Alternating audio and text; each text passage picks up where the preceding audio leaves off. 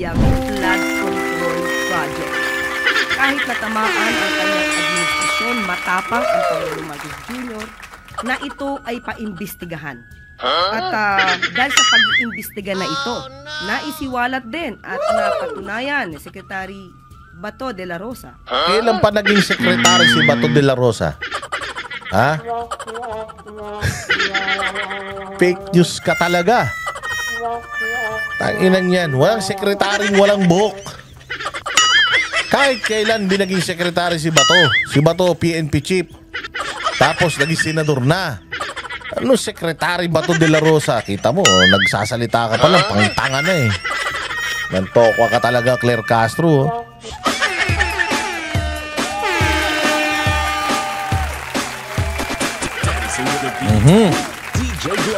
Ayan na. Ayan, magandang araw na naman sa inyo. Ito na naman ang inyong pinaka-paboritong fake news peddler sa balat ng YouTube.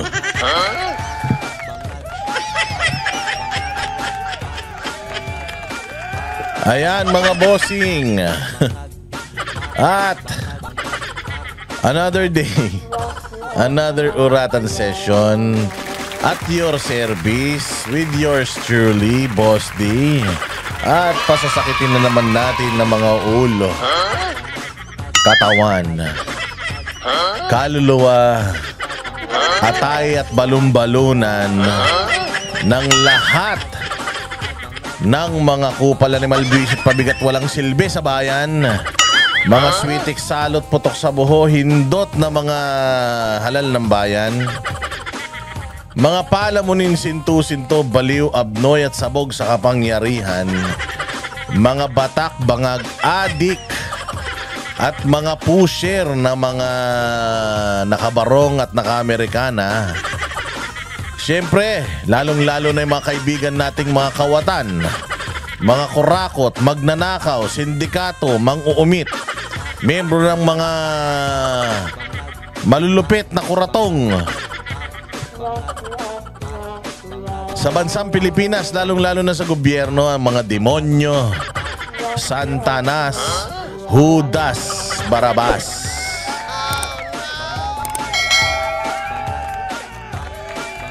Ayun na nga, mga bossing, kamusta naman ang inyong mga buhay-buhay? Oy, maraming salamat sa mga masugid at napakasisipag na mag-comment, mag-like at mag-share sa ating vlog. Salamat din po sa mga tumatangkilik, nag-subscribe, matagal na nakasubscribe, magsusubscribe pa lang. Maraming salamat sa inyo. Importante yan para may silbi sa bayan. Oo, para naman habang tayo ay ninanakawan ng mga kumag na mga halal ng bayan, kahit naman papaano makabawi-bawi tayo sa mga yan. Dito man lang sa ating channel, mamura natin ang mga hinayupak na yan.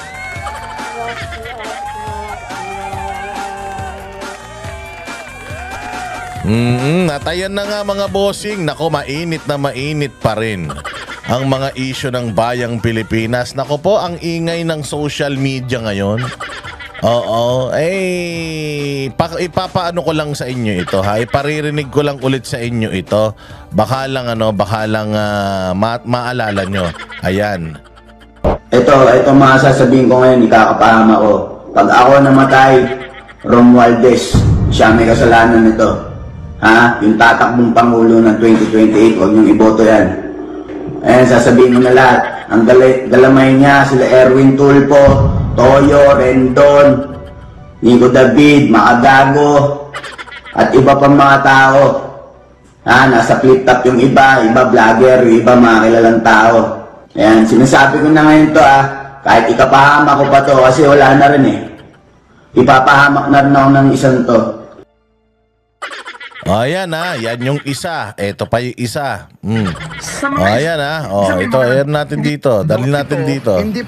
May ebidensya ba kayo? A few moments later. Guys dito, hindi pinag-uusapan dito kung pro-Marcos ka, anti-Marcos ka, pro-Duterte ka, anti-Duterte ka, hindi pinag-uusapan dito. Ang pinag-uusapan natin dito, yung pakinabang natin sa mga nag-hire sa atin. Yun ang importante. Dito, ang abutan dito hindi GCash, cash to cash. Okay, ang sahod nyo rito, 15.30. Hindi ko sa inyo pwedeng pangalanan kung sino ang nasa likod nito. Okay? Puro papuri at pag-angat lang kay Speaker Romualdez dito. Ay. O ayan, narinig nyo naman. O kaya ako yan ipilay mga bossing. Dahil hindi ba, noon pa naman sinasabi na natin sa inyo na napakarami na mga napakarami na mga mga hindi naman mga political commentator. Oo, napakarami naman mga hindi naman mga political commentator, pero biglang mga naging political commentator. Oh, yung iba. Yung iba, mga nagko-content tungkol sa boxing. Oh, ang target si Inday Sara at si Banat Bay. Oh. Dati, yung katulad dyan, si Rendon. Na bobo sa buhay. Bobo sa buhay. Pero biglang nagsasalita tungkol kay Inday Sara. Hindi. Meron pa yung mga rapper na mga tanga. Yung mga rapper na mga mukhang mga magbubute. Ayan, ganun din. Bumabanat na rin kay Inday Sara. Binabanatan Davao. Sino pa? Yung mga artista. Biglang bumabanat na rin sa mga kay Inday Sara. Meron din yung mga scammer. Yung mga scammer, ayan, katulad yung Albert Gaza ba yun? Yun din. Tingnan mo, tumabanat na rin sa mga Duterte. So ang dami na mga hindi naman taga-industriya ng politika pero nakikialam na sa politika. At meron ngang isa pa yung Romnick Sarmenta. Yung Romnick Sarmenta siguro wala na makain ng putang ina. Kaya nakikialam na rin sa politika. Di natin alam kung magkanong magkanong offer dyan. Pero di umano, tahimik lang yung Boss Toyo eh. Pero di umano, marami tayong mga nakakausap, mga kaibigan natin, mga rapper na matitino. Sinasabi nga na yan daw ang nagre-recruit ng mga vlogger. Naghanap daw yan ng mga vlogger na maraming mga subscriber. Tapos, ayun na nga. Di umano. Mag-aalok. Kita nyo naman, nasa administrasyon yan. Sinong kinumpanya niyan? Hindi ba sa tuwing merong mga piging ang pamahalaan, nakikita nyo, nandiyan yung tulonggis na yan. Hindi ba, sabi ko nga sa inyo yan ang biglang yumaman, nagtitinda lang ng G-Shock nun niya. Biglang naging bilyonaryo na. Biglang yumaman. Dapat nga yan ang mga chinecheck ng binibigyan ng LOA ng BIR dahil yan yung mga nakakagulat. Biglang boom. Biglang yayamanin ang lalaki ng mga bahay. Sa flood control project na pera ng taong bayan ang mga ginagamit para dyan sa mga ghost projects na yan. Meron din silang pinagkakagastosan. Ayan nga yung pagbabayad sa mga vlogger na nababanat doon sa mga malalakas na kandidato sa 2020. Yan na, mga video na pinakita ko kanina sila na nagsasabi, hindi naman tayo. Hindi ba? Kasi nga naman, kailangan talaga nila ng mas marami gawa ng yung mga DDS vloggers kasi, mga bossing. Kasi yan, yung mga DDS vloggers kasi, organic yan. Kahit na hindi pa nakikita si Inday, hindi pa nakakasalamuha si Inday, kahit na hindi naman pinapatawag ni Inday, wala naman personal na relationship sa mga Duterte, pero dahil sa ganda ng mga ginawa ng mga Duterte sa bayang Pilipinas, mga bossing, ay nagkukusa yung mga tao na nagko-content patungkol sa mga Duterte at hindi napapagod kahit paulit-ulit na ipakita, ipaalam, kung mag-create ng mga video, kumuha ng mga lumang video, i-short video nila, i-reels, i-stories tungkol sa mga Duterte. Wala mang mga pera yung mga Duterte na yan. Oo, wala namang binabayad yung mga Duterte na yan. Pero dahil sa husay, tapang, galing, at pagmamahal sa bayang Pilipinas, kusa silang minamahal ng mga Pilipino. O ngayon, etong mga buang, etong mga yawa, mga giatay na mga politiko ngayon na ang hina-hina, lahat na ng pera ng gobyerno nilunok ng mga hinayupak, tapos gumawa ng mga programa para pabanguhin ng mga sarili nila, sinusuka pa rin sila ng mamamayan.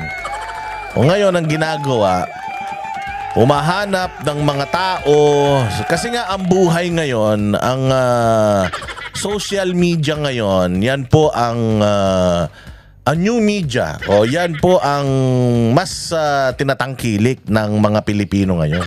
Sawan-sawa na sila sa mukha ni Noli Di Castro, nila Corina Sanchez, nila Karen Davila. Urat na sila sa mga pagmumukha ng mga yan. Oo, ngayon naghahanap yung mga tao ng mas mapagkakatiwalaan. So, people turn to social media. Kasi nga sa social media, may boses sila. Tinatap nila itong mga vloggers na ito at pinagko-content nila patungkol sa politika or pinababanat nila kay BP Sara, kasi pag nakita mo yung mga nila, argumento nila, hilaw talaga. Hilaw talaga, meron lang silang script pero pag tinanong mo na sila, wala na silang alam. Kasi nga bopols yung mga vlogger ni Bongbong O yung mga currently na mga nila, inuupahan nila ng mga vlogger, mga tanga Puros mga attack dog lang, ginaatake yung vlogger. Pero hindi naman nila kayang ipagtanggol si Bongbong. Oo. O kaya yun ang problema. Kaya itong isang vlogger, isang bold star na ito, nakikialam na din at mukhang nai-insecure siya kay Kito Duterte. O ba naman? Ganun ba naman ang mukha mo Oo, saan ka makakita na kapag pinapanood mo yan sa sa mga content niyang bold, di mo alam kung sino yung lalaki, kung siya ba o yung chumuchokchak sa kanya. Lahat wala Lahat panabla. Tablado yung kutis. Tablado yung muka. Wala ring hinaharap. Kahit nakatalikod, sabi ko nga sa'yo, mukhang nagdi-deliver ng gasol. Oo, hindi ko alam bakit ngayon nagmamalaki. Oo, sumali sa politika. O kamakailan lang nagtanggal daw yun ng comment section, tapos yung comment niya kay Kitty tinanggal na din niya. Oo, kasi nandoon sila sa sa nagpapanggap silang nagtatanong lang. Tarantado rin Sa dami ng tatanungin mo, Duterte pa. Oh, kaya nga may post nga tayo tungkol diyan Sabi ko si Kitty, self-made yan. Oh, araw-araw nag-i-eskinol ng kilikili yan para kumita. Nagpapakita yan kung paano mag-makeup, nagbibenta ng makeup, bibenta ng kung ano-ano, hindi katulad mo. Na yung kaluluwa mo yung binenta mo. Oo, dahil wala naman sigurong seryoso sa'yo. Sabi ko nga, pag nakita nyo itsura, kahit 20, di nyo babayaran yan Oo, kaya ayan, nagpa-chokchak na lang ng libre, pinagkakitaan pa.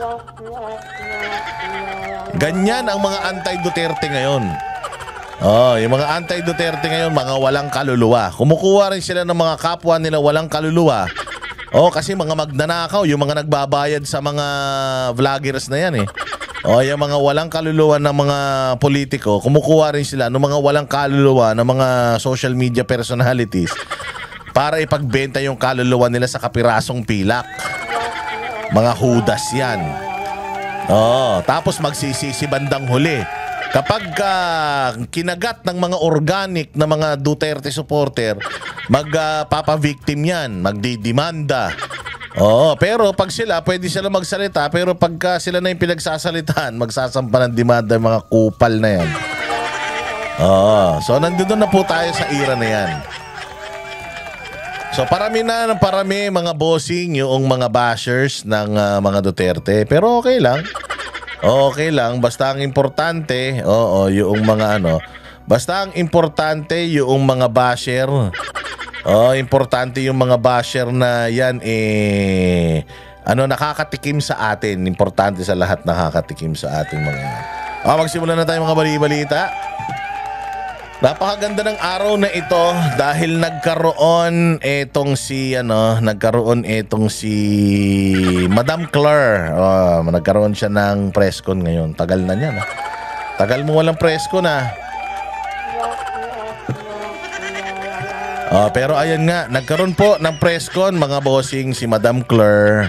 At ito nga po yung kanyang nireaksyonan sa kanyang mga tanong ng media. Kita nyo naman, nakatingin na naman siya sa langit.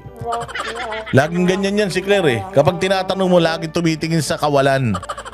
Hinahanap niya kung nasan yung utak niya Kaya nakatingin yan sa kawalan kasi walang laman ang utak So ngayon, kasi merong statement si VP Sara, di ba?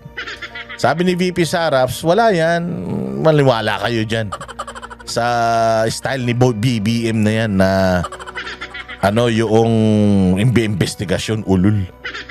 Tanga ka ba? Mag-iimbestiga ka? Alam mo naman yan. Sinabi ko na yan sa'yo noon Di ba? Sinabi niya na yan noon sa kanya na yung mga proyekto ng DepEd kinakatkong at may nakikihati na mga kongresista.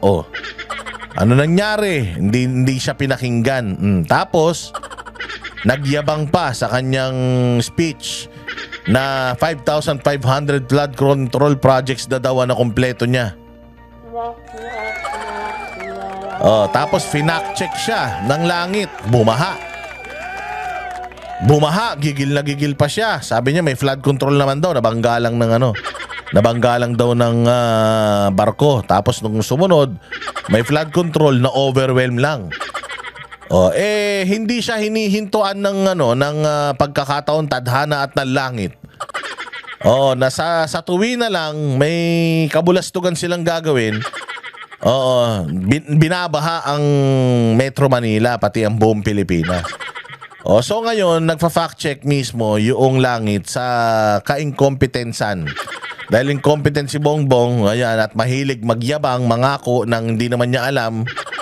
Kaya ayan, binabaha tayo ng binabaha. At dahil dyan, nag-imbestiga siya kunyari. Pero yung mga insertions ng 2025 GAA, hindi naman niya vinito. Di ba? Hindi niya vinito. Ang daming projects na 2025 flood control projects, hindi niya mahanap. Pero pinirmahan niya yung budget. Kaya ngayon meron silang isa pang pautot na napansin daw nila ang daming insertions na naman. Kaya ibinalik nila sa yung NEP, binalik nila sa DBM. Di ba? Diyan mo malalaman na ito si Bongbong hindi talaga nirerespeto ng mga congressman at yung mga congressman talaga mga satanas. Bakit? Takin mo, pinag-uusapan natin ngayon corruption tas ang dami na naman nilang insertions. Wala talagang walang hinto mga yan. Kasi nga nasanay sila Nasanay sila na insert lang ng insert tapos pirma lang ng pirma yung isa. Hindi lang siya makapirma ngayon kasi nga magnified sa kanila. Inaantay talaga ngayon lalong-lalo na ng Senado. Inaantay ngayon kung ano yung mga insertions nila. Kaya kunyari nabisto nila na may insertions. Pero sa totoo lang, nasanay talaga sila na meron talagang insertions.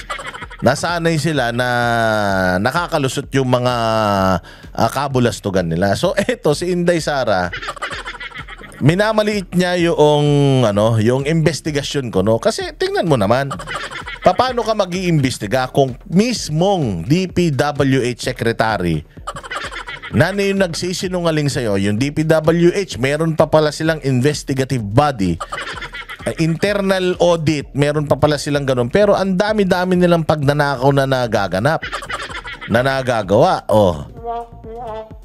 So kaya sabi ni Inday Sara, Ang tagal na rin eh. Tagal na nung last year yung unang yung unang fact check sa kanya.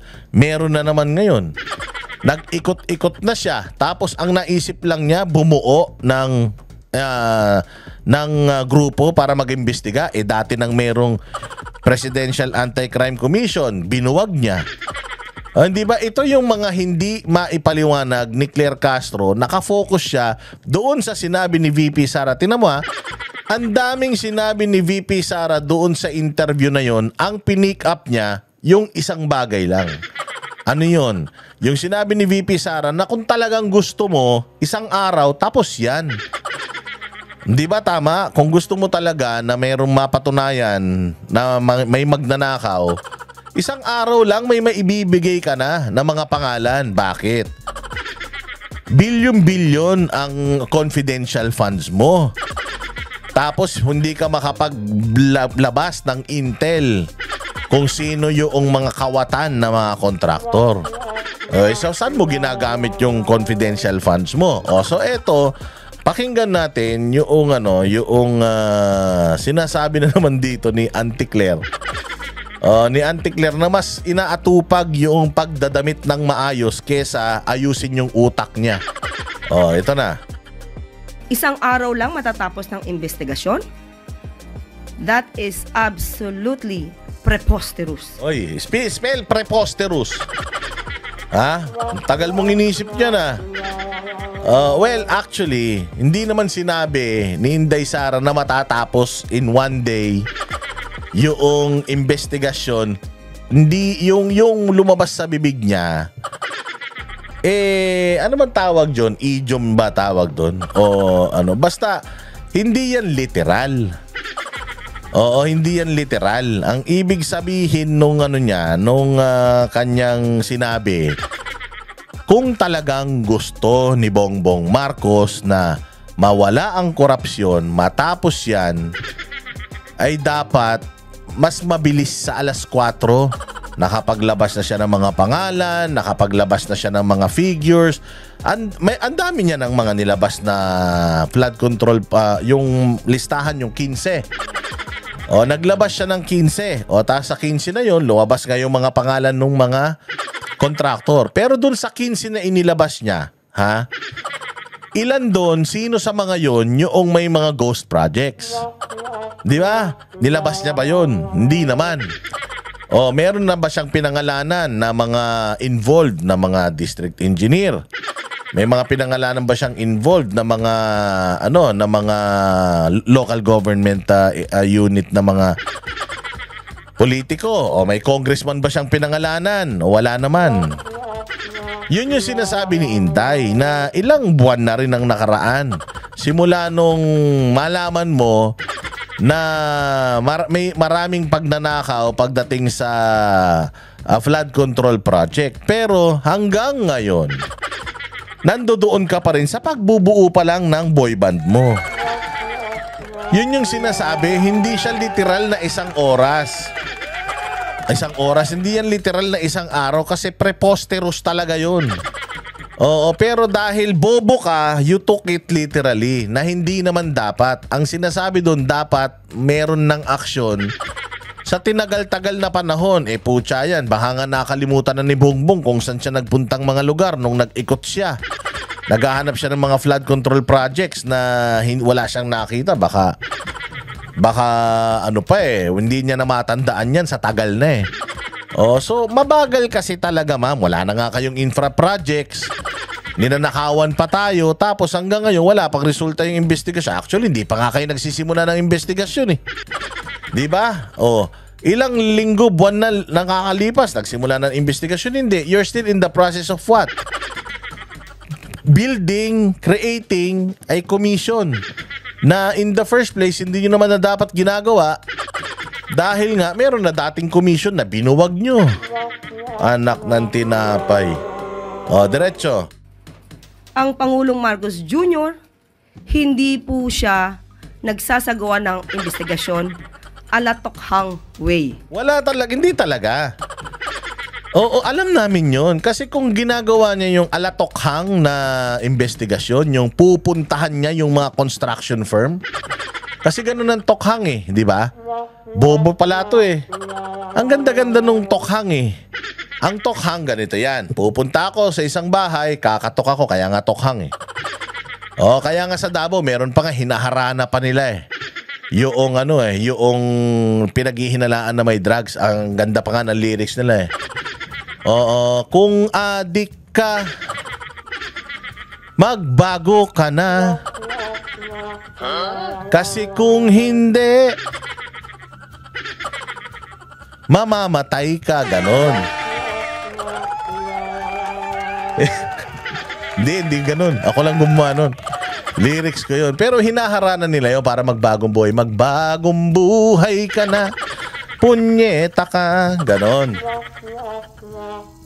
Tapos kakatokin nila yan. Tapos paglabas, nandiyan ba si Boss Dada?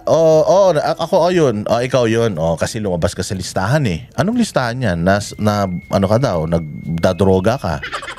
Ha? Hindi ako nagdodroga. Huwag ka nang mag-deny.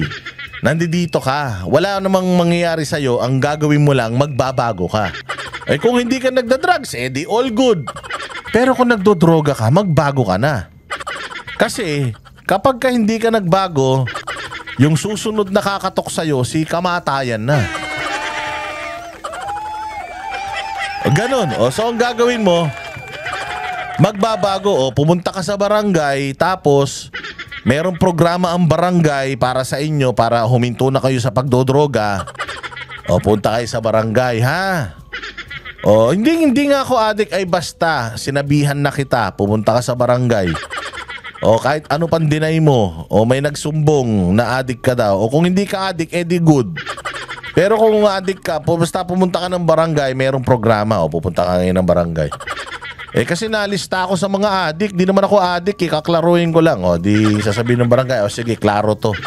Pero kung alam ng barangay na addictus ka talaga, sasabihin ng barangay, sige, ganito na lang. Maglagay ka ng pangalan ng mga kilala mo rin na mga adik. Huwag ka na magkaila. Maglagay ka rin ng pangalan na kilala mo ng adik para aabisuhan din natin, sasabihin din natin na maghinto na sila. Ganun ang nangyayari noon. Ako, adik, magbibigay ako ng 5 pangalan. Yung 5 pangalan na yun, magbibigay din ng 5 pangalan bawat isa. Kaya ang ganda ng listahan nila noon. Kinakatok nila, magbago ka na, huwag ka na magdodroga. Ganun ang maganda kung ganyan ang ginawa ni Bongbong, kumatok siya sa Kaladiskaya. Diskaya, ayun ang dami-dami yung sasakyan ha. Baka mga magnanakaw kayo ha, itigil nyo na yan. Hindi ba kakatok na naman ako kay Saldico? Saldico, ang dami mo rin nakuha mga project ha. Baka puros ghost project yan ha. Humanda kayo. Alam mo yun, kung gano'n, kung tokhang ang ginawa ni Bongbong, hindi tokhang ang ginawa ni Bongbong, ano yun moonlighting. Namamasyal-masyal. So hindi talaga tokhang. Nirerespeto ng Pangulo ang due process? Ha? Nire-respeto ng Pangulo due process. Putang ina nyo. Tinan mo yung mukha niya, due process. Nakaganon pa. Wala kayong due process, ma'am. Si Pangulong Duterte nga nasa ICC nang walang due process sinire-respeto yung due process. Wala kayong due process. Si Pastor Apollo Kibuloy nga walang due process Di ba? Puro paglabag yung ginawa ron. Nagsinungaling pa nga yung amo mo Sinabi pa nung amo mo walang baril doon. Ngayon itong mga satanas, paano kayo nakakapagsinungaling ng harap-harapan nang hindi kayo kumukurap? Ang tindi ng mga to. Nag-a-adhere daw sa due process si Bongbong. Kaya lang pa nag-adhere sa due process yun. Hindi nga yata alam spellingin ng due process saan ka makakita ng due process si Pangulong Duterte, ibinigay mo sa ICC, ginamit mo pera ng taong bayan para ipamigay mo si Pangulong Duterte sa ICC nang hindi ka dumadaan sa tamang proseso. Una, walang extradition. Pangalawa, wala siyang kaso sa Pilipinas. Pangatlo, hindi mo siya binigyan ng pagkakataon na lahat ng legal remedies niya, ma-avail niya. Ni hindi siya humarap sa korte para alamin kung siya ba ay karapat-dapat na ipadala ron. Yun yung due process na hindi ninyo ginawa Tapos sasabihin mo, sumusunod yung amo mo sa due process. Putang ina nyo, napakasinungaling nyo talaga. Para kayong nangako na naman ng 20 pesos na kilo ng bigas at saka para na naman kayong nangako ng 1 million na pabahay taon-taon, mga hinayupa kayo talaga. Nirerespeto ng Pangulo ang human rights. Ha? Utangin ang kapal na mukha nito, no? Nire-respeto ng Pangulo yung human rights. Under the watch of Bongbong Marcos, napakadaming human rights violations ang ginawa ng PNP sa Kingdom of Jesus Christ. Walang katapusan. Oo, pero yung Bongbong Marcos mo, wala na siya ang leader ng PNP nung mga panahon na yon. Hindi niya pinigilan yon. Meaning, inaprubahan niya yon. Tapos sasabihin mo na nag-a-adhere siya sa human rights. Tanga ka ba? Katulad din itong isa pa, yung kay Pangulong Duterte. Di ba sabi nga nila nobody, walang sino man ang dapat na ikulong, tanggalin mo sa kanyang tahanan nang hindi dumadaan sa due process. Di ba? Yun yung parang rule of thumb ba tawag doon. Ganun yung ganun yung dapat na nangyari kay Pangulong Duterte. Pero kita nyo, di ba? Nawala siya sa kanyang tahanan, ipinadala siya, ikinulong siya nang hindi niya na-avail lahat ng mga karapatan naman niya, which is makita yung mga anak niya bago siya umalis, ma-represent siya ng abogado, humarap siya sa local court. Hindi ba? Pinigilan yun ng amo mo. Ginawa yun ni Rimulya, ni Boying eh. Sabi nga ni Rimulya, sila nila Bongbong nagplano yan eh. Saan ka kumukuha ng kapal ng mukha, Claire Castro, para magsinungaling? Oo, ibang klase ha, ibang klase. Ang bilis mo nag-blend in ha. Sa bagay, matagal nang naglalabas ng fake news to sa vlog niya eh. Kaya hindi na mahirap sa kanya yung magsinungaling dito dahil noon pa naman sa vlog nito sinungaling na ito eh. Kaya ngayon, very easy na lang sa kanya magsinungaling. Nakakatulog ng maimbing yan, baka 12 oras patulog sa araw niya. Ganyan ka-natural kay Claire Castro ang magsinungaling. So kaya po dumadaan ang lahat sa proseso. Kung isang araw lang po dapat ito na imbestigahan, sana po ay ito ay kanyang nasuggest noon sa kanyang ama dahil mismo ang ready dating Pangulong Duterte ay umamin na maraming ghost projects rampant noon. Anong ginawa ni Pangulong Duterte nung inamin niya na maraming mga ghost projects noon? Kasi lahat naman talaga, kaya nga lagi natin sinasabi lahat naman ng administrasyon, isa ito sa mga sa mga problema. Una, peace and order and corruption. Pero madam, nagkaroon ng corruption noong pangulo si Duterte. Pero halos hindi makita. Grabe, kasi matindi si Pangulong Duterte at harsh siya sa mga kurakot. Yung mga kurakot, sa totoo lang, pinapangalanan niya talaga. Yung mga general nga, pinangalanan niya eh. Yung mga mayor nga, pinangalanan niya eh. Na mga involved sa droga eh. Dito sa DPWH scam na ito, mamaya may ipapakita tayo. Ipapakita natin kung gaano ka-fake news etong si Claire Castro. Duterte says ghost projects rampant in DPWH. Si Duterte ang nag-expose nito. Hindi pa bumabaha, walang taong nagre-reklamo, pero ini-expose na ni Duterte ito. Meron bang nagre-reklamo sa baha noong panahon ni Duterte? Wala naman. Wala akong matandaan bukod sa 1.5 taon yung hindi naman tayo lumalabas ng bahay dahil pandemic.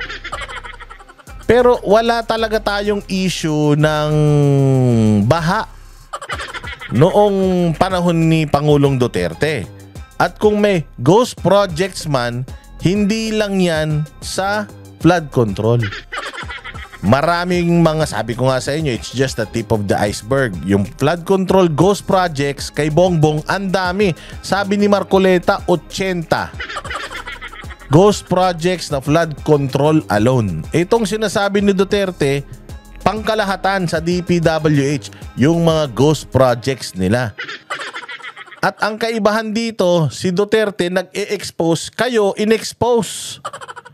Di ba? Oh, si Bongbong Marcos natutulog, paggising niya, minumura na siya ng tao. Bakit? Kasi bahang-baha sa Maynila. Sa Metro Manila. Oh, so langit mismo ang nang fact check sa kasinungalingan ni Bongbong. Tapos ngayon, si Bongbong may pinapangalanan, kahit isa wala nang binigay na pangalan, unggoy na yan eh. Oh, mamaya may papanood tayo sa inyo. This is November 2020 nilabas. Yes, 2020. At yan din yung panahon na yung mga diskaya sinuspend nila. Hindi dahil sa ghost project, pero dahil sa mga delayed na mga proyekto. Sinuspend. Kailan? Na-reinstate yung lisensya ng mga diskaya. Oh, nung umupo si Bongbong. Yan ang sinasabi ko sa iyo eh. Magsisinungaling ka na lang, nagsisinungaling ka pa eh. Oo, sa susunod pag nagsinungaling ka, wag ka magsisinungaling. Oo, para hindi ka natatawag na sinungaling. Pero may nasibakbang secretary ng DPWH sa panahon Ay, may nasibakbang sekretary na DPWH. niya. So, muli, ang pag-iimbestigang ito para sa taong bayan, hindi para sa pamumulitika. Ginagawa to ng Pangulo kahit tatama. Oo, para daw sa taong bayan, hindi sa pamumulitika, pero nagpapakita siya ng tungkol sa politika. Oh. Oh, pinapakita niya yung napakalaking headline niya, napalpak naman. Diyos mio, ikaw talaga, Claire Castro. O sa susunod, wag kang basta-basta naglalabas ng mga ganyan. Sabi ko nga, noong inamon ni Abante si Pulong Duterte, napahamak siya. Wala pang isang araw na na kagad, na rebat na kagad ng mga Duterte yung sinasabi niya. O pinakita ni Pulong yung mga accomplished na mga proyekto. Hinamon niya pa, pumunta kayo sa DPWH. Doon kayo magtanong. O, hindi ba? O ngayon naman, eto, gumagawa ng fake news. Etong si Claire Castro na si Pangulong Duterte daw, wala daw sinibak ng mga tao. Sa secretary siguro, wala. Pero mga tao marami. Si Bongbong may sinibak. Si Bongbong walang sinibak talaga. Wala talaga sinibak. Kahit nga district engineer, walang sinibak yung unggoy na yan eh.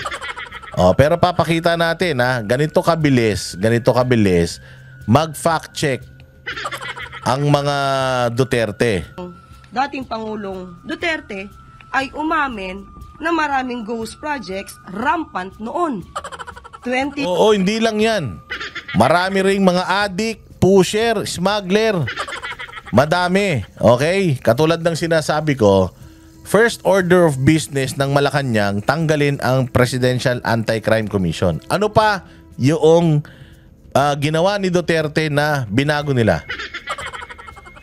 Noong panahon ni Pangulong Duterte, lahat ng mga smuggled na mga luxury items, hindi lang luxury vehicles, luxury items, lahat ng mga smuggled ang ginagawa ni Pangulong Duterte. Noong mga panahon, Pinoy, Erap, Gloria, kapag may mga smuggled, ang ginagawa nila, pinapa-auction nila.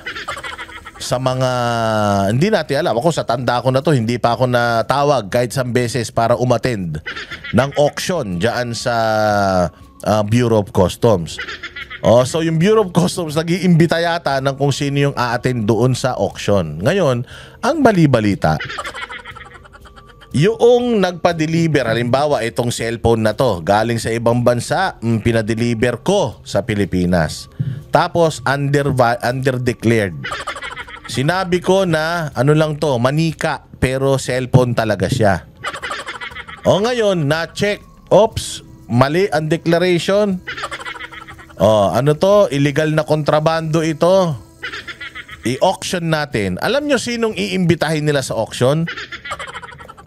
Ako din. Ako na nagpadala niyan dito. Ako na dapat na magre-receive niyan. Ako din yung nagbid. Magkano ang ibibid ko? Oh, mananalo ako sa ganitong presyo.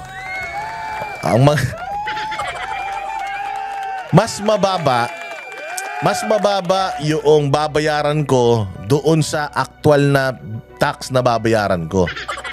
Oh, so, nakuha ko yung item na ako rin yung nagpadala, nakuha ko ito sa mas mababang halaga.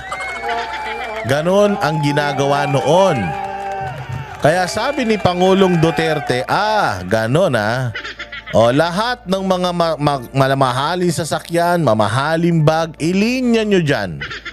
O, tawagin lahat ng mga leader ng Bureau of Customs at lahat ng mga ng mga politiko, manood kayo. Anong ginawa ni Pangulo? Yung mga Maserati, yung mga Jaguar, yung mga McLaren, binuldoser, winarak. Sabi ko nga sa iyo balita ko yung mga nasa tabi daw ni Pangulong Duterte gumaganon, arayan sakit. Oh, si Pangulong Duterte lang daw yung tuwan-tuwa Oh, winawarak ni Pangulong Duterte yun noon kasi nga source of corruption yun at saka mayroon silang tawag dyan, yung corruption scheme. Oh, nung nanalo si Bongbong Marcos, anong sabi ng gobyerno? Oh, hindi na natin sisirain yung mga mahuhuli natin na mga smuggled na mga sasakyan. Bagkos, ibalik natin yung dati, ano yun? Bidding ulit. O, di kagaguhan, di ba? Ayan ang sinasabi ko sa iyo, Claire. Marami kaming bala. Alam namin kung ano yung sinasabi namin kasi nasaksihan namin yun. Ay, paano mo sasabihin na si Bongbong Marcos hindi kurakot? Hindi tiwali? Kung yung mga ginagawa ni Pangulong Duterte noon para masaktan yung mga tiwali, binalik niya. Tinanggal ang PACC. Yung pagdurog sa mga luxury items, binago niya. Ibinalik niya sa auction. O di back to normal na naman dyan. Happy-happy. O kaya yan sila diskaya o meron sila mga luxury vehicles. Lalo na kung sinasabi nyo na yung luxury vehicle na yan, hindi nila, illegal na nakapasok sa Pilipinas. Kung ganon, that is because hindi nyo nga winawasak yung mga nakukuha at nakuhuli nyo. Diba? Ibinabalik nyo lang din sa sirkulasyon para magkaroon ng pag-aaring maganda yung mga magnanakaw sa bayan. Yan ang sinasabi ko sa iyo, Claire. Oh, sige, diretso. This is November 2020 nilabas. Pero may nasibakbang secretary ng DPWH sa panahon niya. So, muli, ang pag-iimbestigang ito para sa taong bayan, hindi para sa pamumulitika. Alleged bagman is the district. O, eto na. O, sabi ko nga sa inyo, wala pang ilang oras. Nakahanap kagad tayo ng footage, video, 4 years ago. 4 years ago, ha? Kailan ba 4 years ago? 2020, 2021? 2020, di ba? 4 years ago. Oh, ayan na. Inopen up. Tama naman yung timeline ni Madam na noong 2020, si Pangulong Marcos mismo, Pangulong Duterte mismo ang nagsabi na madaming ghost projects. Ine-expose niya. Nagrereklamo ba mga tao tungkol sa ghost projects? Hindi. Nagrereklamo ba tao tungkol sa baha? Hindi. Oo, pero proactively, dahil sa due diligence, si Pangulong Duterte, in-expose niya yung mga magnanakaw dahil malakas ang laban niya sa pagnanakaw. Si Bongbong, dahil lang bumabaha, kaya siya naghahanap ng flood control projects, di ba? Eh kung hindi naman bumaha, maghahanap ba yan? Kupal na yan. Hindi, tamad yan eh. Pero ito si Pangulong Duterte, walang nagrereklamo ng corruption, walang nagrereklamo ng ghost project, walang nagrereklamo ng baha, pero ine-expose yung corruption sa gobyerno niya. Yan yung sinasabi na kung meron ka talagang gustong isolve, isang araw lang magagawa mo yan. Katulad nito, ini-expose niya. Kasi tingnan mo ang critical ng mainstream media kay Pangulong Duterte noong panahon niya from 2016 to 2022. Matindi kung pwede lang makahanap ang mga media ng kahit na patay na kuko sa kanya, ibabalita yan. Kung noong panahon ni Pangulong Duterte, ang mga nagrereklamo mga Pilipino dahil sa baha, dahil sa corruption, sana lumabas na yan sa balita. Walang lumalabas sa balita eh. Wala na nga nagrarally nun eh. Nagrarally nga ang makakaliwa, magno-noise barrage, tatatlo sila eh. Kahit langgam, hindi maingayan sa noise barrage nila eh. Kasi nga, masayang-masaya ang tao nung panahon niya. Tapos, sasabihin mo na nung panahon ni Pangulong Duterte, wala siyang ginawa. Ito, panoorin mo. Engineer has been staying in position for at least 10 years. Secretary Mark issued an order for the transfer of said district engineer, but until now, it has not been implemented due to the intervention of Congressman Sato. Meron siyang pinangalanan na congressman. Kasi, di ba, pinakita ko na yan sa inyo nung nakaraang vlog na under Civil Service Commission Law, kung ikaw ay hindi appointee ng presidente, hindi ka pwedeng basta-basta tanggalin. Pwede kang ilipat, pero hindi ka pwedeng basta-basta tanggalin.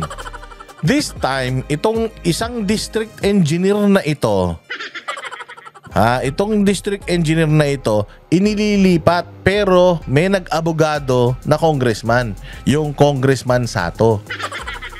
Binabanggit ni Pangulong Duterte yung pangalan ng district engineer, binanggit din niya yung pangalan ng congressman.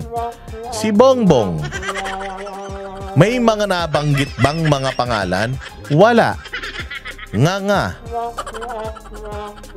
Kaya wag mong ikukumpara, Claire. Ganito gawin mo, Claire. Wag ka kasing magkukumpara, lalo na kung yung kinukumpara mo doon sa bulok na isda, mamahaling tuna. Parang ikinumpara mo yung ampalaya sa mansanas eh. Si Bongbong yung ampalaya, si Duterte yung mansanas. Masarap yung mansanas. Yung ampalaya, kahit ipukpok ko sa ulo mo yan, ampalaya pa rin yan. Mapait pa rin yan. So never compare Duterte to Bongbong kasi mapapahiya ka. Tingnan mo to, wala pang ilang oras, meron na kagad kaming nakita na video na magpapatunay na si Pangulong Duterte mismo ang nagpapangalan, nagsisibak doon sa mga pwedeng sibakin sa DPWH. Diretso. Well, the Secretary of DPWH is listening now. Maybe somebody should relay the message na itong si District Engineer, kung sino naman itong yawa na ito. Narinig mo ba si BBM minura yung mga District Engineer? Wala. Kasi wala talagang wala talagang accomplishment. You are relieved beginning tomorrow. If you are listening, this is nationwide. Secretary Mark Villar, kindly implement the order. Get him out of the office. Ngayon ang sinasabi niya, si Mark Villar daw, bakit hindi tinanggal? Kasi, kaya hindi tinanggal si Mark Villar, ang ganda ng build. Ang ayos ng build. Alam nyo ba dyan sa may Maysilo, yung dyan sa may Mandaluyong, yung circle dyan sa may City Hall nila? Alam mo ba dati sobrang taas ng baha lagi dyan? Ang lapit lang ng ang lapit lang ng Pasig River yun eh. Ang lapit lang ng Pasig River dyan sa Maysilo Circle. Kasi yung Maysilo na yan, papupunta yan ng Makati, pupunta yan ng Maynila. Oo, dyan sa may papunta ng Makati, which is yung dire-diretso ng kalsada na yun mula dun sa Rotonda, ilog yun. So, mantakin mo, bahang-baha lagi dyan sa Maysilo Circle na yan. Ngayon, inayos yung flood control system dyan sa Maysilo. Nagbabaha pa rin. Pinuntahan yan ni Mark Villar. Sabi ni Mark Villar doon sa kontraktor, putang ina nyo pag ako bumalik dito at baha pa rin dito, lulunurin ko kayo dyan. Yun ang eksaktong sinabi ni Mark Villar. Awa ng Diyos, kahit gaano kalakas ang ulan ngayon dyan sa Mandaluyong, hindi na bumabaha dyan sa Maysilo Circle. Ang dami nagawa ni Mark Villar. Skyway Stage 3, 13%. 13 lang ang natapos ni Pinoy. Lahat nung noong tawag dyan, yung right of way issues, 87% si Pangulong Duterte ang lumarga. Naayos lahat yung mga right of way issues. Nagawa yung Skyway Stage 3 mula Bulacan hanggang South Luzon Expressway. Konektado na. Ano pa? Yung coastal, hindi coastal road Yung dyan din yan sa may Mindanao Avenue. Yung ang lapag mo, pagbaba mo, doon na sa Nagtahan. Pagbaba mo sa port area na. Parang port, yata yan Port of the Philippines Highway, something like that. Basta yun. Naayos din yan nung panahon ni Pangulong Duterte. May right of way issues, pero nagawa niya ng paraan. Yung mga highway, yung mga dyan sa Tiplex, hanggang Rosario, Pangasinan na. Dati, nung panahon ni Pinoy, hanggang Luisita lang yan. Di ba? Tapos, dyan naman sa coastal, yung coastal, dyan sa coastal. Di ba? Ang ganda na ng coastal road. Tapos, meron na ring CCLEX, yung papunta ng, ay, CCLEX ba yun? Hindi, CCLEX yung papunta Nueva Ecija. Meron na yun. Meron pa yung mula Cavite, papunta ng Tagaytay. Cavitex. Karoon pa ng Cavitex. Tapos tingnan ninyo, dati, dyan sa expressway. Sa expressway sa south, ang daming toll gate, di ba? Ngayon, isa na lang, dulot-dulo na lang. Ang dami nagawa ni Mark Villar. Although private yung mga yan, pero may may tulong ang gobyerno dyan. At ang daming mga highway, hindi lang dito sa Pilipinas, coastal roads, ang dami. Hindi lang sa Davao, madaming mga nagawang proyekto si Mark Villar. Ba't mo tatanggalin? Gaga ka ba? Tatanggalin mo si Mark Villar, ang ganda-ganda ng performance, iilan lang yung mga bulok. Kaya nga yan, sinasabi ni Duterte, eto yung mga bulok. Tanggalin natin yung mga bulok. Anong kadramahan yan? By tomorrow, noon time, former District Engineer Lorna Ricardo has been removed from her post due to the expose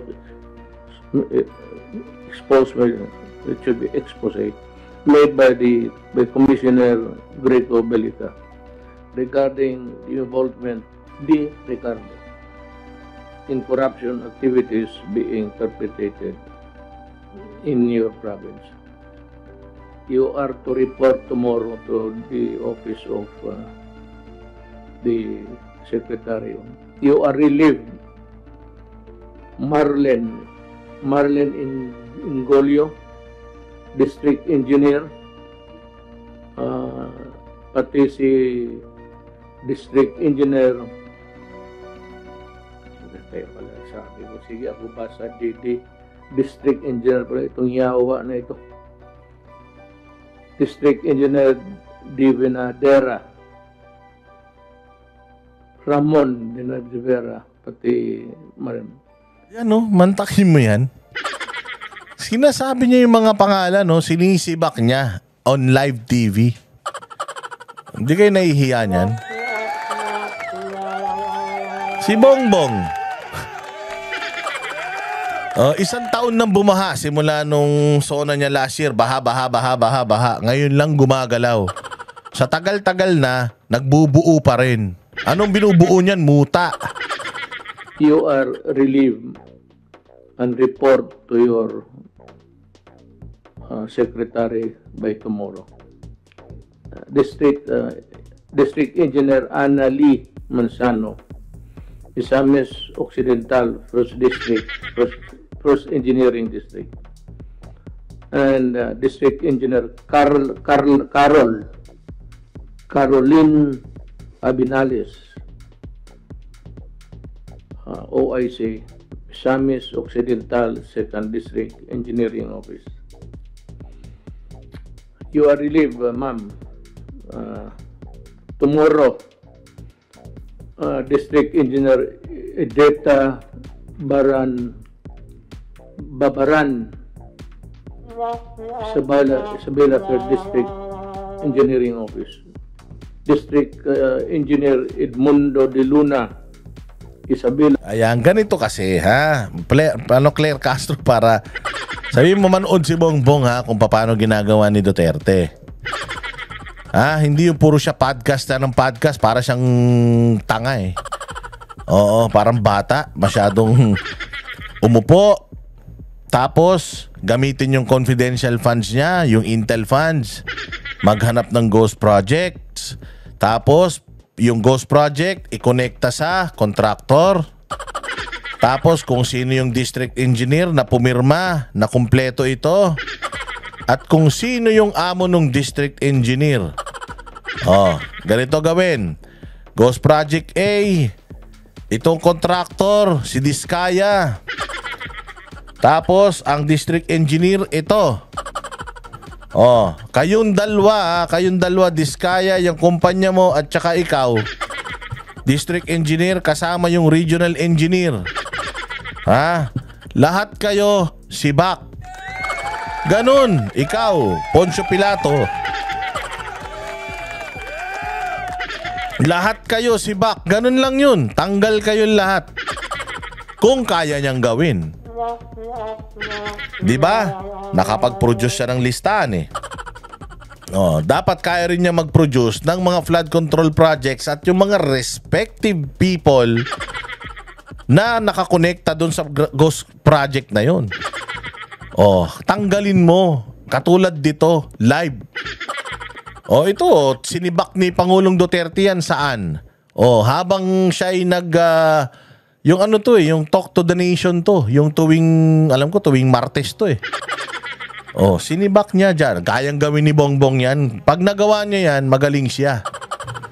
Pero wala pang pinapangalanan ng district engineer. Walang tinatanggal na district engineer. Ang nagtatanggal ng district engineer ngayon, Kongreso pa ang nagpapasuspend, hindi mismo yung taga DPWH. Anong ibig sabihin yan? Kinukonsinte. Baka kasabwat. 4th District Engineering Office. District Engineer Ireneo Galato, Benguet, 1st District Engineering Office. District Engineer Romelda A. Bagasan, Benguet Engineering Office. Itong mga engineer na I mentioned, just for good measure, they're the same. I do not condemn you. I give you the presumption of innocence, just like the congressman. It so happens that your name was cropped up during an investigation. Now, I would like to ask Secretary Villar to give me the list of all district engineers and the districts they are assigned all over the country. I will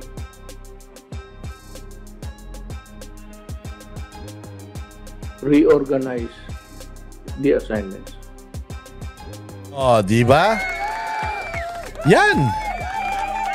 Wala pa Yan yung sinasabi natin. Oh, ano pa? Ano pa yung sinasabi ni Claire? Wala pa pong pangulo sa history na gumawa ng ganitong malawakang pag-iimbestiga. Ang tawag mo dun? Utang ina, puro kayo imbestiga eh. Anong tawag mo dun sa ginawa ni Pangulong Duterte kanina? Hindi lang investigasyon yung puta, sibak agad. Ano pang kailangan mong imbestigahan, putang ina niyan? Pumunta ka, tingnan mo si Bongbong mismo, pumunta sa Bulacan. Tapos, wala yung proyekto. Let's say for example,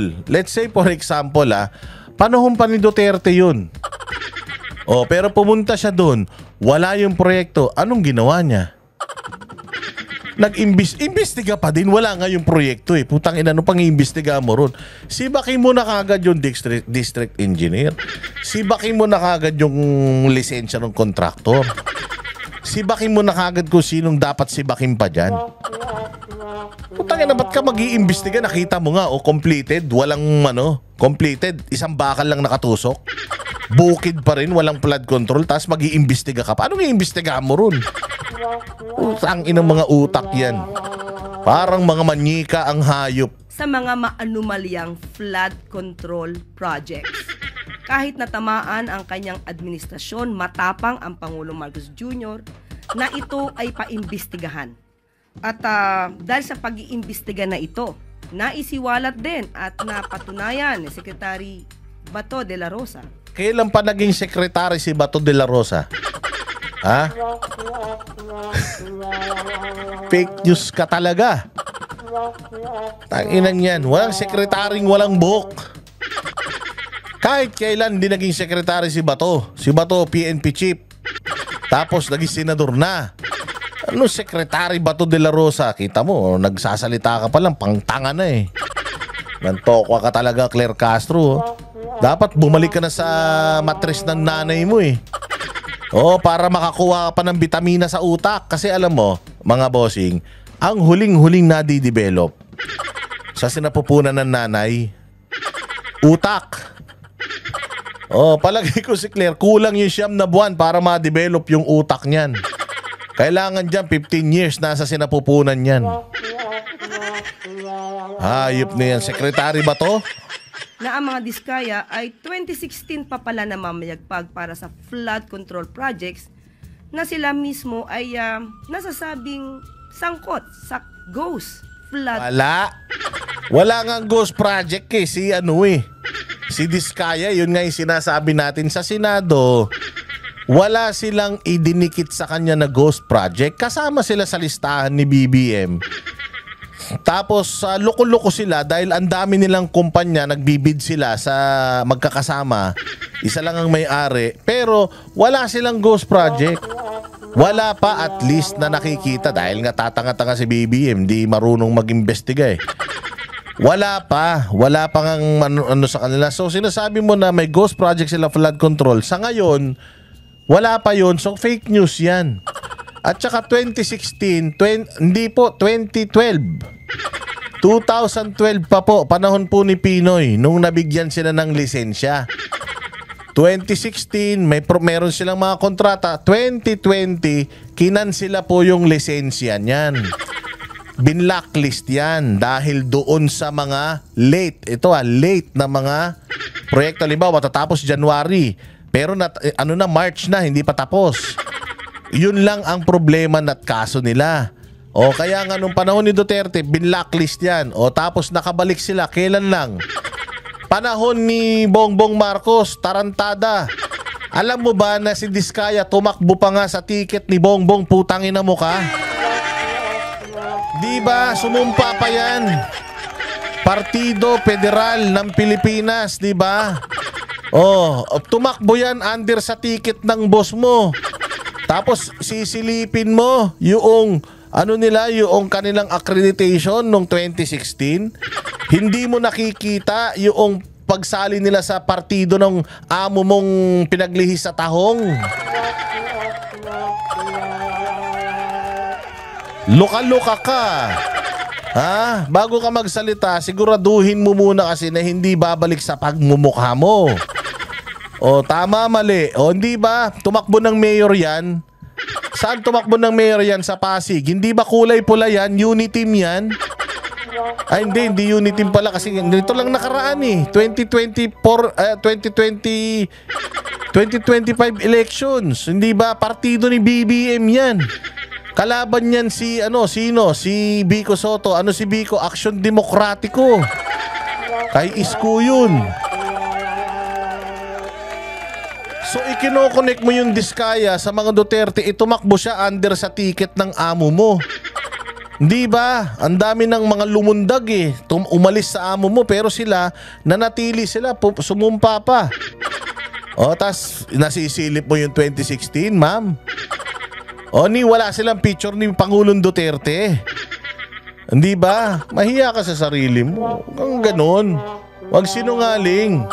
Oh, with conviction pa yung pagkakaano mo eh. Ako nga, hindi ko ine-expect na maaalala ko to eh. Control projects. At yung nirereklamo ni Mayor Magalong na rocknetting ay 2018 pa pala ito proyekto. Yes, kaya nga ginawan ng paraan ni Pangulong Duterte yan. Noon pa, ine-expose na ni Moca yan. At sinuspindi na ni Pangulong Duterte. Yun na nga yun, oh. Nakita mo yung mga pangalan kanina na binabanggit sa sinasabi ni Pangulong Duterte. Rocknetting yun. Benguet, Baguio, Isabela. Sas! Dami mong fake news. At yung nireklamo kay Pangulo na binisita sa Bulacan ay 2021 pa pala ito nagawa. Oh, kailan na-complete? Sabihin mo kung kailan yung completion. Okay. Sabihin natin 2021 yung completion. Anong ginawa ni Bongbong nung nalaman niya na merong na merong ghost project doon? In-expose niya ba yung mga taong involved doon? I-expose nyo. Para ma-demanda natin o kaya tanggalin nyo yung mga district engineer, yung mga contractor kung sino.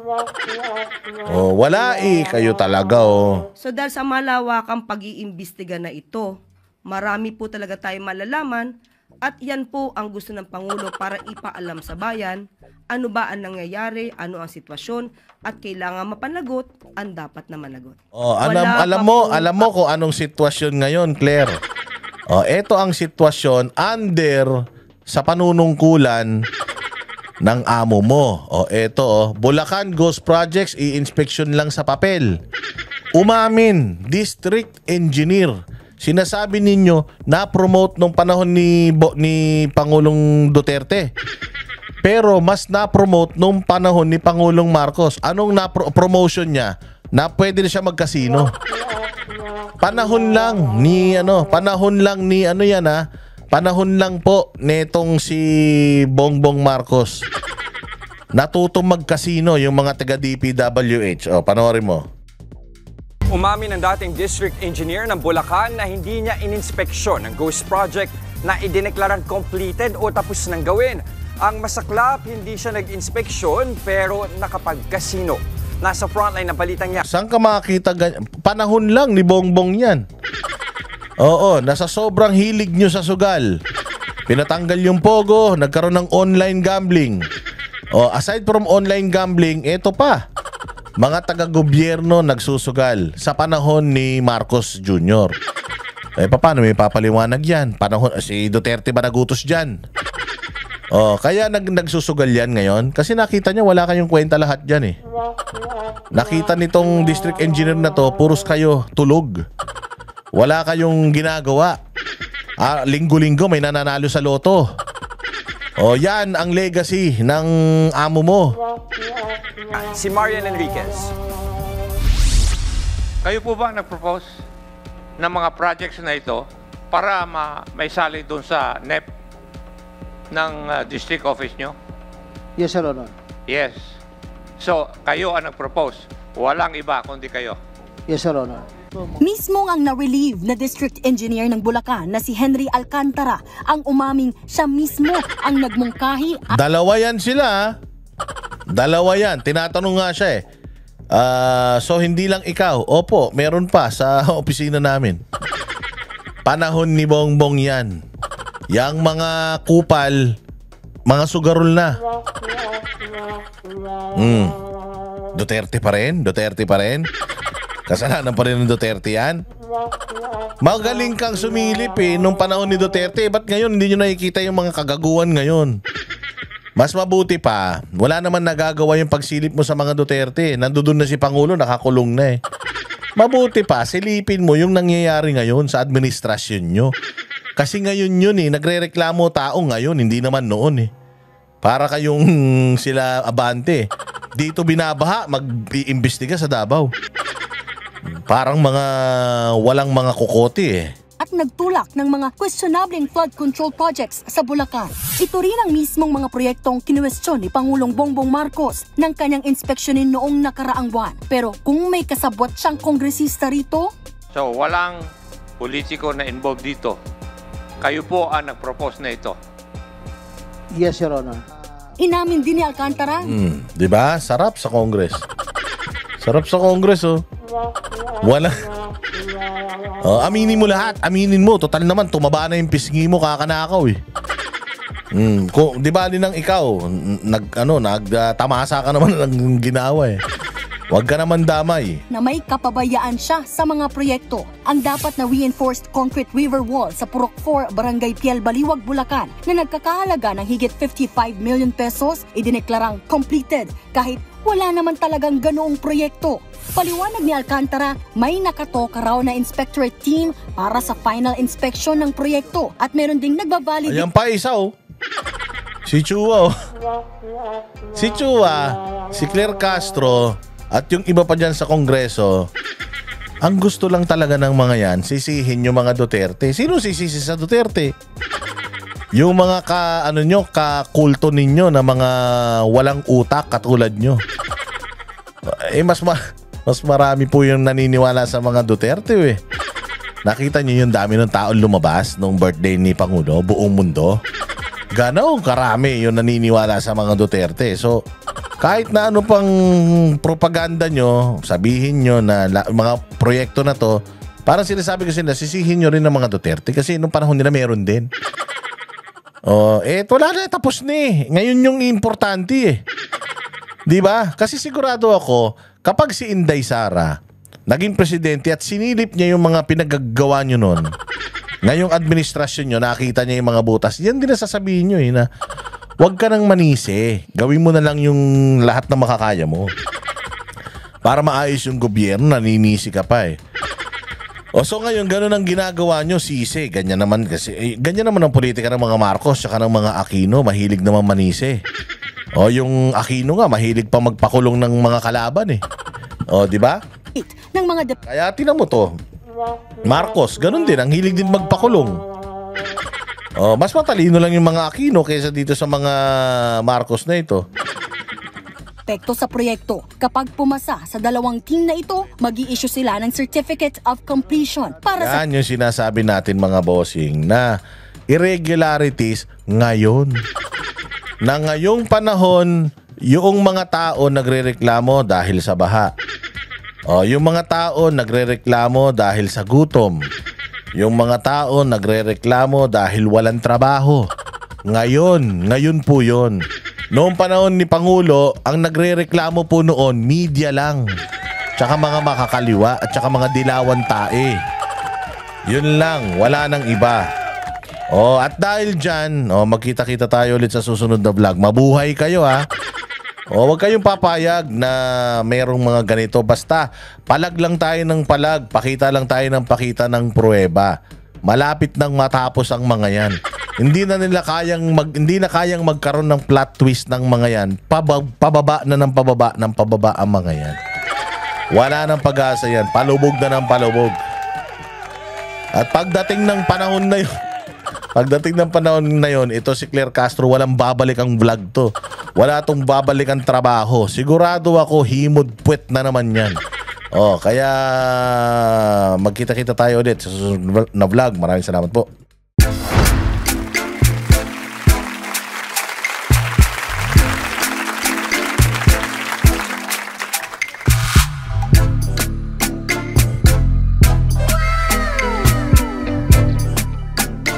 The next performance will start momentarily.